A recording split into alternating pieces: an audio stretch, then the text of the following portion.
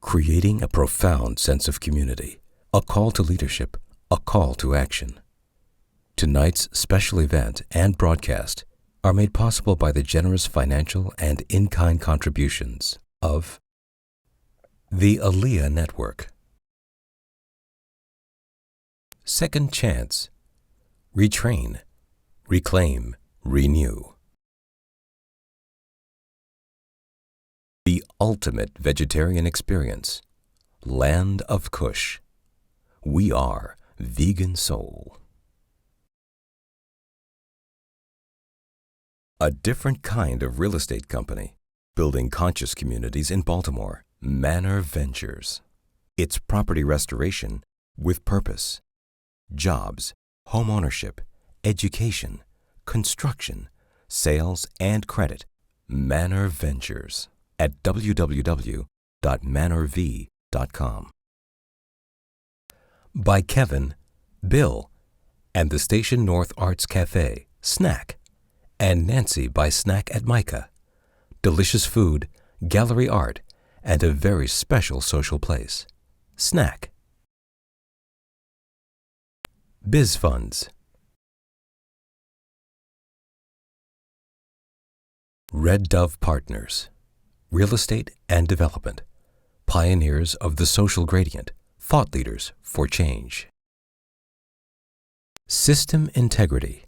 Cisco Certified Computer Network Systems Integrators. A veteran-owned company putting Baltimore to work, training future IT leaders with unabashed impeccability. Emotive Architecture.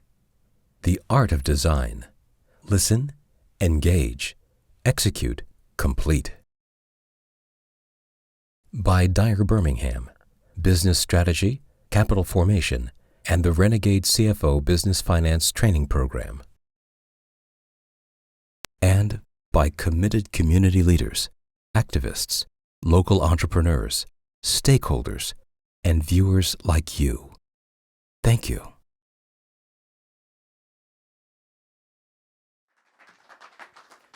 Good evening, everybody. It's such a pleasure to be with you. So I want tonight to be a particularly profound night for you. So for that to happen, that would mean that you would really lean into the conversation.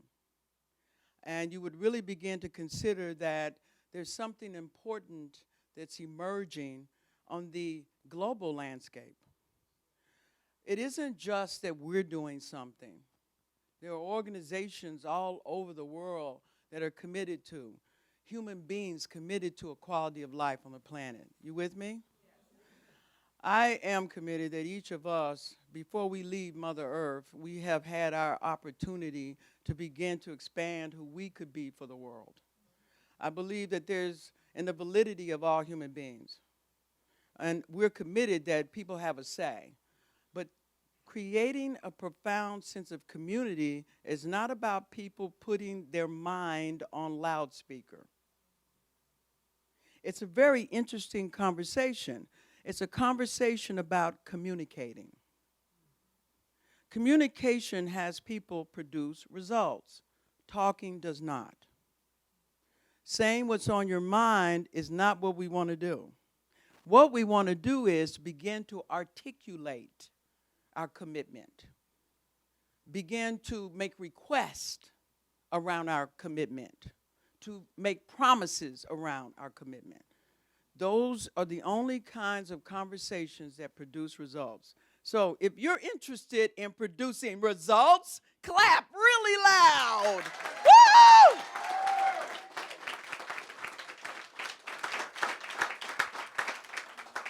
And so that's what tonight is about. It's about what is getting in the way of your performance. What is having you not take on the things that you don't know how to do? What is getting in the way of your creating things out beyond where you're creating things? See, we want to disappear the edges of your world. Yes, word. We want you to be people who will be undauntable in your stand. Out there making the difference you're out to make. Now, it's not what we want you to do. Tonight is about what do you want to do. Tonight is about a call to action. Like, what are you up to? And then we're going to do whatever we can to free you up. Because this network is not about joining something, it's about being somebody. And you get to say what that is. So let's just start now. We're looking at the situation in Baltimore. Now, I want you to understand Baltimore represents many communities around the world. It's not a Baltimore phenomenon alone. There are places of pure oppression all over the world. But we're starting with Baltimore. You with me? The commitment is to radiate out all over the world, but we're going to start right here. Charity begins at home, yes? So we're going to start right here. So it's a little more than a year since Freddie Gray. I was sitting here reading what the media was saying about that, and there's quite a few communications out there about nothing's changed much. I want you to get present to what I just said, and in a moment, I'm going to give you a chance to speak your piece about that. Now, remember, you're not saying it just to get something off your chest. You're saying it because there's some commitment there over there with you, okay? Now, whatever you say is fine with me, but I want you to come from the heart, from, like, what matters to you about that communication. Well, it's pretty much the same as it was a year ago, is what some people are saying. We also have a lot coming up in this year. This is a very, very important year. We're going to be electing a new president of the United States. You're about to elect a new mayor, yes? Those police officers, their trials are going to start up again May the 10th, yes? There is a lot going on. And normally what people do is they get swept up in something. Next thing you know, people are fighting at a rally. Tonight's not about fighting each other. It's about what is your truth. Are things the same? And if they are, say what that is. If you think it's different, you say what that is. And as we start to have this conversation, we're going to start to pull the thread, and I think you'll be very, very happy with where we end up tonight. In fact, I'm committed. You're extraordinarily happy. Okay, now, so is that your experience? So if you want to speak on that, please raise your hand. We're going to get a mic to you. And my request is that when you get the mic, that you stand up and turn around and you speak to everyone. Okay, so are things still the same as they were a year ago? Whatever your comments on that, let's start there. Yes? Okay, yes, please. Hi, I'm Maya Camille, and I'm a lifelong Baltimore resident. And a part of me wants to be really optimistic and say, yes, things have changed. People are rallying together. And I'm not going to lie, I've never felt this energy in my city in my life, ever. This type of change and growth. And it's a renaissance happening in my city right now. And I'm very, very, very lucky to be a part of it. Mm-hmm. But on the flip side, however... Before you go there, I'm going to ask you this question. You guys pay attention to this question. How do you know there's a renaissance? Where are you looking to say that? Want me to answer that? Yes, ma'am. So I'm an artist, and how I see it, I said this a few years ago when I was young and stupid, younger and stupider. Yeah, because I'm still young, I'm still stupid, but whatever. Being a black artist in Baltimore was always tough because you never get the clout, the recognition that you deserve. You always have to fight 15 times harder to get your piece anywhere, 15 times harder to even get recognition from the many art institutions that are in this city. Whereas now, I'm with the Incredible Creation, and in the last 4 months, we opened an art gallery, and we're still open, and we just did our first field trip. We just, with high schoolers from Mervo, shout out to y'all was awesome. We are about to do summer programming with youth. We are working on a block party in August. We are doing all these things, and people are still coming to us to hear what we have to say because we are young black people from this city, young people of color who have actual things to say and will actually do the work to follow those. We're not just talking, we're communicating, we're about action. And a few years ago, I'm not sure if this would have been possible. Okay, hold on one second. So did you answer the question? Yeah, I just did. Now I'm going to ask the question again. Where do I see a renaissance happening? Yeah, where do you see it? I know you feel one in you. I feel one in me. Okay, good. I Now, feel hold on one second. Um, the accomplishments that you're having are, I'm happy. I really mean that. I really mean that. When you have individual accomplishments, that's important. It is important. But what's the larger question I'm asking? where do I see a renaissance? Yeah. So not just my personal experience, but citywide. Light City. Went to Light City. I was opposed to Light City because I didn't think it was for my people. I thought What is that?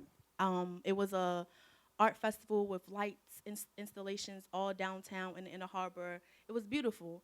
That wouldn't have happened in my city 3 years ago. Okay, now keep looking to what I'm asking. Where's the renaissance? Yeah, where is this renaissance? Doesn't mean it isn't one, Doesn't mean it isn't but one. you sure better look. Identify it. Yeah, because one of the things that happens is we get enamored by things. Yes? But is that what we want? I'm not saying it isn't.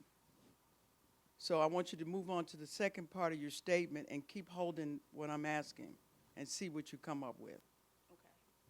Okay, I think I forgot my whole statement because I want to answer your question correctly. No, you were getting ready to tell me, but on the other hand. On the other hand, okay. On the other hand, a 13-year-old boy was shot with a toy gun. 2 blocks from where I operate, and instead of seeing this young man as a victim, he's already been criminalized because in the media, it's not a toy gun, it's a replica handgun, and language has power. And instead of letting this young man be a man who was a young boy, because he looks like he's a child who was shot by the police, he is now a young criminal, a thug with a replica gun. It's the same thing. Okay, he ran. We don't know the story. We don't know nothing. But already, within a whole week, he's gone from being a boy, an innocent child, to a criminal. That's the same thing that's been happening since I was a kid. Since before I was a kid, since before I was here. Before you were born. But like, this is our history. This is what is happening, and it's like I'm like so optimistic. I'm really optimistic about where my city is going. But he was just shot. I still have to tell my brother when he goes outside not to wear a hood over his head. I still have to tell my kids when they are like leaving youth group that to make sure you walk together. Yeah. See, the question is, how do you know it's a renaissance? Have you done sufficient thinking and looking to determine that? And then where would you go to look? That's what tonight is about. It's not that we're just going to savor over one or two things that are working. We have to look from a much larger context. You following me? We have to look from a much broader sense of how do we know that there is a real transformation. And that's what we're looking at tonight. I think you did a brilliant job. And by the way, I love the impact you're making. All right. Hello, everyone. My name is Brianna Dorsey. I actually teach, I taught dance in Baltimore City public schools. And just over the course of this year, coming from last April, looking into everything, I believe that it starts with the children. The children, only thing the way children operates, they operate based off their parents. Okay, so now hold on 1 second. So I like where you're headed, right? Because we're now starting to talk about the impact it's having on our kids, yes? Now here's what I want to ask you. Yes. And what I want you to, I almost stepped on my little hash mark there. They told me not to go beyond that mark, and I'm hard-headed, okay? What I want you to do is look and see, has much changed in your view as it relates to our children in the Baltimore schools? And no, it hasn't. Okay, tell me what you see. I'm 21 years old. I just turned 21 in April, so I'm still I see 16-year-olds. I'm still friends with people that are 17 years old. I'm still friends with people that live in Baltimore City and things like that. So many of my friends that I've graduated with have gotten killed in these streets. And it's ridiculous because I feel as though as people, I'm only one person. I can't change it myself. I can't change it. You know, everybody doesn't want to be a dancer. So, I mean, I try to as much as take Okay, my now, talent. now hold on. How many of you think that you can't do it by yourself? Raise your hands.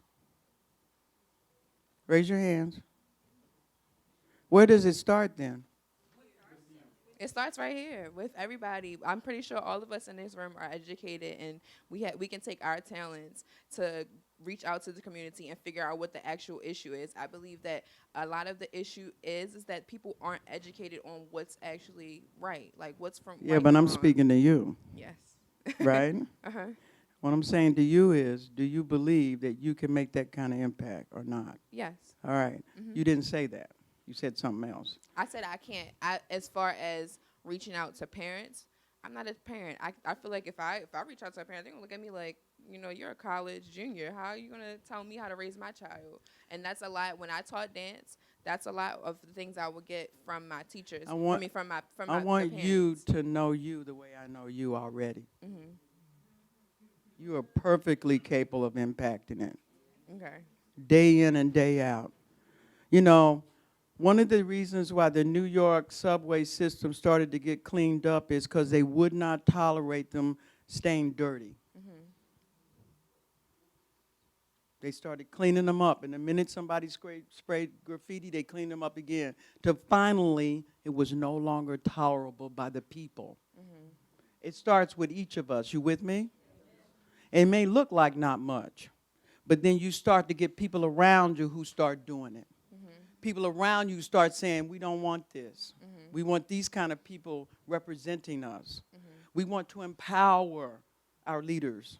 We want to empower the people that are out to support us instead of turning everything into something adversarial. Mhm. You know why I want you?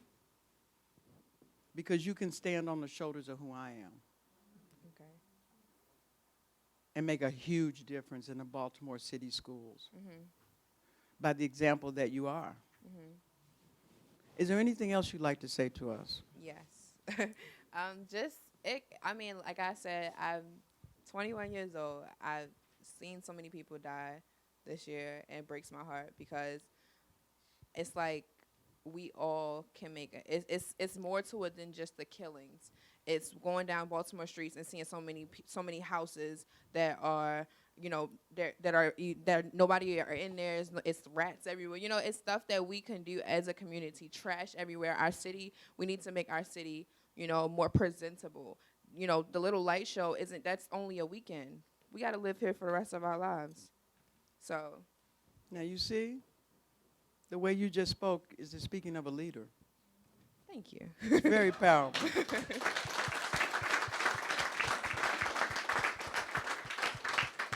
Okay. What would you say about your city?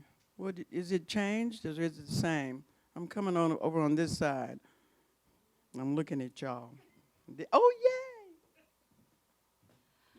Since no one else over here wanted to talk, I will speak. I was born and raised in Baltimore, Maryland. I left in 1990 to go away for college.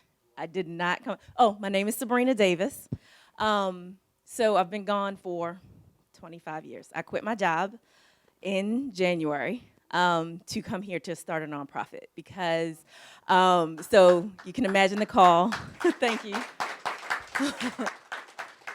The call to my parents saying, yes, I'm making over 6 figures, and yes, I'm quitting my job to come back to do some stuff because we need it. And when you stand there and you say, one person can't do it, I say I am. I'm gonna do it, and everyone can do it, right? You have to have the attitude that you can make a change. So I'm here to make a change. And so I'm an outsider because I haven't been here for so long, but it's needed everywhere. It's not just Baltimore, it's so many places. And the problem is our youth don't love themselves enough. This violence in the street is a problem.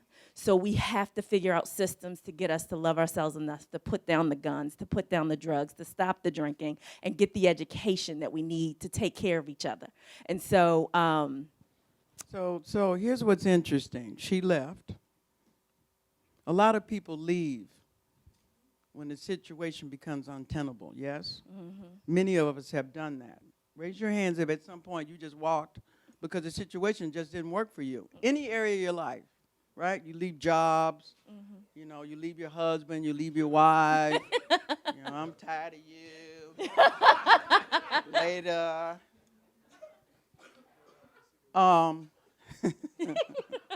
You know, you gotta lighten it up a little bit, you know what I'm saying? You do. However, there is something that you can hear in her speaking that I think has you here tonight. You're starting to consider leaving doesn't end it. Because wherever you go, it comes with you. And you can never forget it. Nope. You can never turn your back on your own leadership and think you're going to live a great life.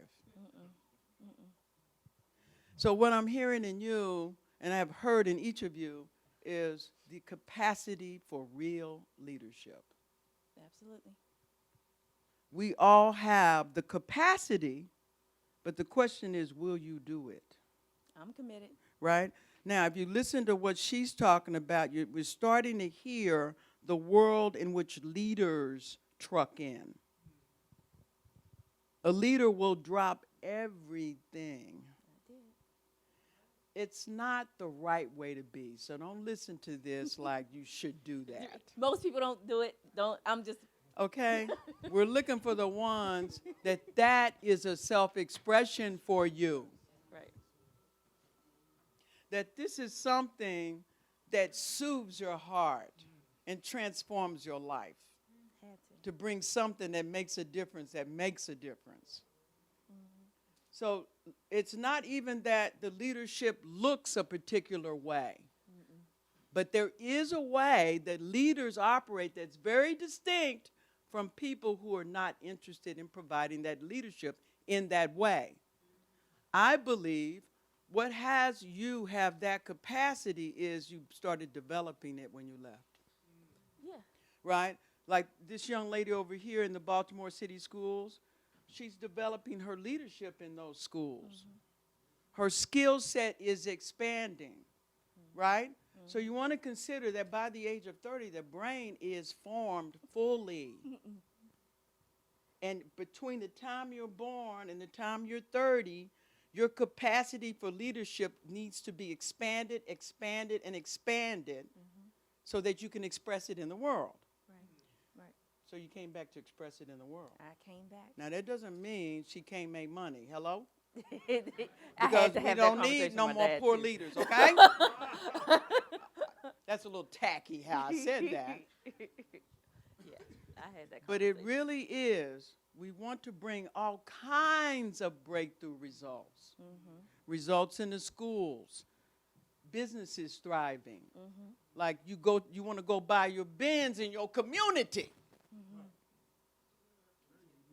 But it's, we'll get the dealership.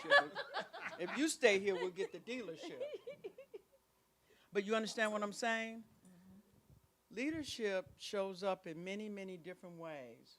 But there's a common ground that leaders play in that we're going to work on the rest of this evening. What does a leader look like? Well, a leader looks like this. Someone who has a vision, and they're empowering that vision. So I'd like to acknowledge her. Thank you.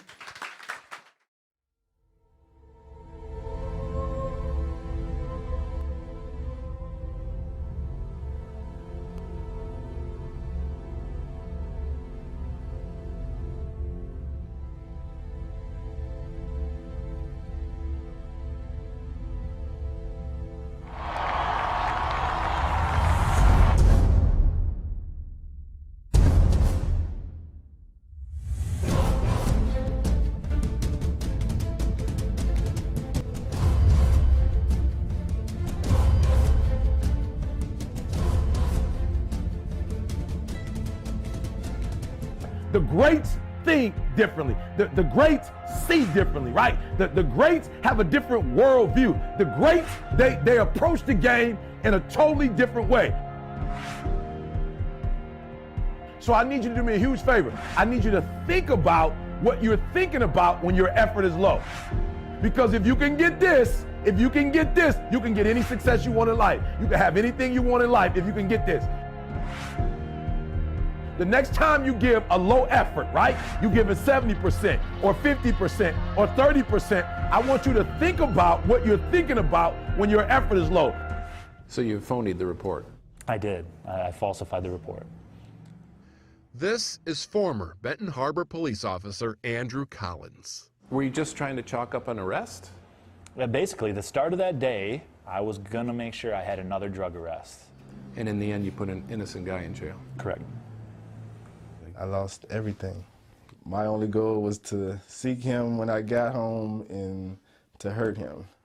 Eventually, that crooked cop was caught, served a year and a half for falsifying many police reports, planting drugs, and stealing. Of course, Jamel was exonerated, but he still spent 4 years in prison for a crime he didn't commit. Today, both men are back here in Benton Harbor. Last year, by sheer coincidence, they both ended up at Mosaic, a faith-based employment agency where they now work side by side in the same cafe. Oh, excuse me. And it was in these cramped quarters that the bad cop and the wrongfully accused had no choice but to have it out. And I said, honestly, I have no explanation. All I can do is say I'm sorry. And Jamel says that was all it took. That was pretty much what I needed to hear. Today, they're not only cordial, Saturday, we went to the trampoline park. they're friends. We talk about life. Such close friends. Not long ago, Jamel actually told Andrew he loved him. And I just started weeping because he doesn't owe me that. I don't deserve that, Did you forgive for his sake or for yours? No, for our sake. Not just us, for our sake. Jamel went on to tell me about his Christian faith and his hope for a kinder mankind. He wants to be an example. So now he and Andrew give speeches together about the importance of forgiveness and redemption. Grab this, we'll set it over there. And clearly, if these two guys from the coffee shop can set aside their bitter grounds, what's our excuse?